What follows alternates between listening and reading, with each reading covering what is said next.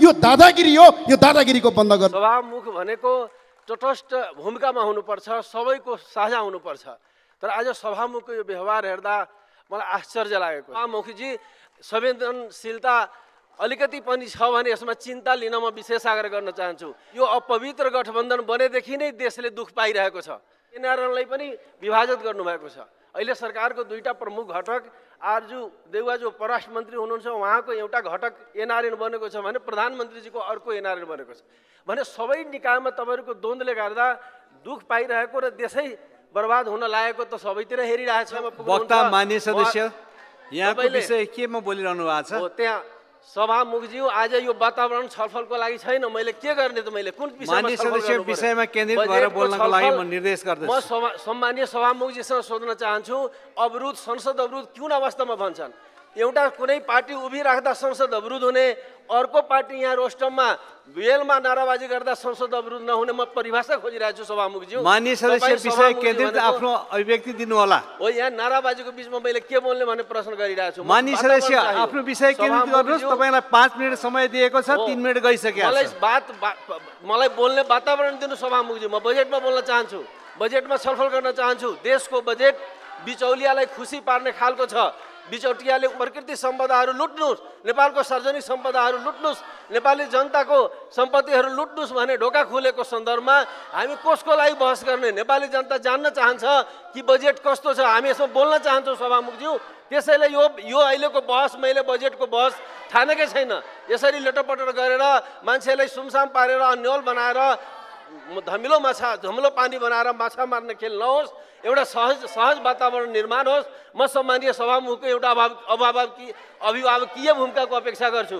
मेरो मुख पार्टीले आफ्नो सिटमा उभिँदैमा संसद अवरोध हुने, संसद स्थगित हुने र अर्को पार्टी वेलमै नाराबाजी गरिराख्दा संसद अवरोध नहुने, यो कस्तो विभेद हो म जान्न चाहन्छु।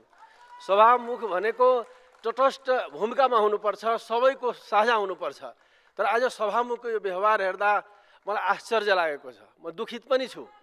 एउटा सांसद, सबै सांसद बराबर हुन्, सबै दलहरू बराबर हुन्। आज चौथो र पाँचौँ दलहरू विरोध गरिराख्दा आज सभामुखजी जसरी गरिराख्नु भएको छ, पहिला पनि संसदमा नाराबाजी हुन्थ्यो, संसद चल्थ्यो, तर छोटो समयको लागि हुन्थ्यो। आज एउटा नयाँ रेकर्ड कायम भयो।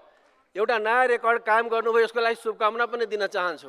र म विशेष आग्रह गर्न चाहन्छु सभामुखज्यूलाई, एउटा सहज वातावरण बनाउनुहोस्। सरकार 2/3 छ भने के सांसद शान्त गर्न सक्दैन? 2/3 भनेको अङ्क हो कि 2/3 भनेको परिणाम हो? आज सरकार 2/3 भन्ने, सबभन्दा शक्तिशाली सरकार भन्ने, तर संसदको यस्तो वातावरणमा छलफल गर्नुपर्ने, योभन्दा दुःखदहरू के होला? 21औं शताब्दीको लोकतान्त्रिक युगमा झन्डै 2/3 सरकार बनेको छ र वातावरण यस्तो छ। यसमा के बहस हुन्छ भने सोध्न चाहन्छु। सभामुखजी, संवेदनशीलता अलिकति पनि छ भने यसमा चिन्ता लिन म विशेष आग्रह गर्न चाहन्छु। के यो संसद सहज हुनै नसक्ने हो? के यस्तै अब चलिरहेको छ? एउटा भोजपुरीमा कहावत छ, हडबडीको बिहा कनपट्टीमा सेन्दुर। हडबडीको बिहा कनपट्टीमा सेन्दुर जस्तै यो सरकारले गराउन खोजेको हो भने जस्तो लाग्छ। किन यो सबै काण्डको पछाडि 2/3 सरकार छ। यो अपवित्र गठबन्धन बनेदेखि नै देशले दुख पाइरहेको छ। अपवित्र गठबन्धन हेर्नलाई एउटै, भित्र फेरि विभिन्न अनेक खालको जो बखेडा हामी हेरिरहेका छौँ। जे पनि घटनाक्रम हामी हेरिरहेछौँ। अहिले पनि जो काण्डमा अहिले जो अवरोध परिरहेको छ, अख्तियारले गर्ने प्रारम्भिक अनुसन्धानको सूचना मिडियामा कसरी पुग्यो? म सरकारले सोध्न चाहन्छु।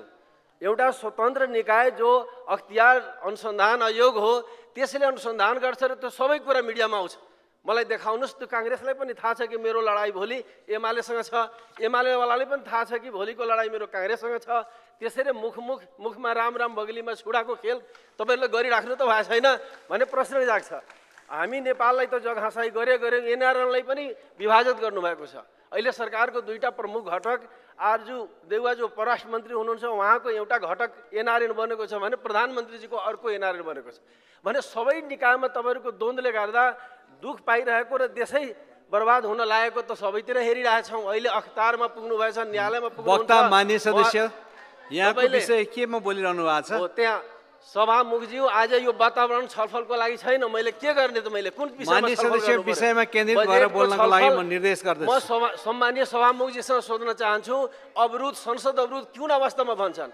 एउटा कुनै पार्टी उभिराख्दा संसद अवरुद्ध हुने, अर्को पार्टी यहाँ रोस्टममा बेलमा नाराबाजी गर्दा संसद अवरुद्ध नहुने म परिभाषा खोजिरहेको छु सभामुखज्यू। माननीय सदस्य विषय केन्द्रित आफ्नो अभिव्यक्ति दिनु होला। हो, यहाँ नाराबाजीको बिचमा मैले के बोल्ने भन्ने प्रश्न गरिरहेको छु। माननीय सदस्य आफ्नो विषय केन्द्रित गर्नुहोस्। तपाईँलाई 5 मिनट समय दिएको छ, 3 मिनट गइसक्यो।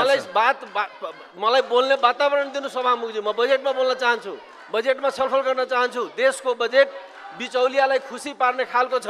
बिचौलियाले उत्सव मनाइरहेको छ। नेताहरूको घर घरमा भोजभतेर गर्दै हिँडेका छन्। नेपाली जनता चिन्तित छ, नेपाली जनता निराश छ। यो बजेट कसको लागि आएको हो? सायद यसैलाई गुमराह बनाउन, यसैलाई ओझेल बनाउन, छलफललाई दूषित गरिरहेको छैन भन्ने प्रश्न आउँछ। हामी चाहन्छौँ नेपाली जनताले सबै कुरा बुझोस् कसको लागि बजेट आयो। दुनियाँलाई थाहा छ कि नेपालको पैसा विदेशमा छ, नेपालको कालो धनहरू विदेशमा छन्, नेपालका भ्रष्टाचारीहरूले आफ्नो पैसा लुकाएर विदेश लान्छ। दुनियाँलाई थाहा छ। यो बजेट कसलाई खुसी पार्यो? अब नेपालको पैसा खुलमखुला विदेश जान्छ।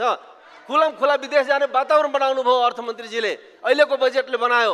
नेपालको पैसा रोक्ने, नेपालको पैसा विदेशबाट ल्याउने, कालो धन ल्याउने प्रतिबद्धताको खाँचो थियो। समृद्ध नेपाल भनेको नेपाललाई उजाड बनाएर समृद्ध हुँदैन। तर आज यो बजेटमा छलफल गर्ने वातावरण छैन। हामी कसैलाई सुनाउने? आज नेपालका प्राकृतिक सम्पदाहरू, सार्वजनिक सम्पदाहरूको खुल्याम लुट भइरहेका छन् र आज हामी यो बजेट लुटको लागि ठोलो ढोका खोलिदिएको छ। नेपालको प्रकृति सम्पदाहरू लुट्नुहोस्, नेपालको सार्वजनिक सम्पदाहरू लुट्नुहोस्, नेपाली जनताको सम्पत्तिहरू लुट्नुहोस् भने ढोका खुलेको सन्दर्भमा हामी कसको लागि बहस गर्ने? नेपाली जनता जान्न चाहन्छ कि बजेट कस्तो छ। हामी यसमा बोल्न चाहन्छौँ सभामुखज्यू। त्यसैले यो अहिलेको बहस, मैले बजेटको बहस ठानेकै छैन।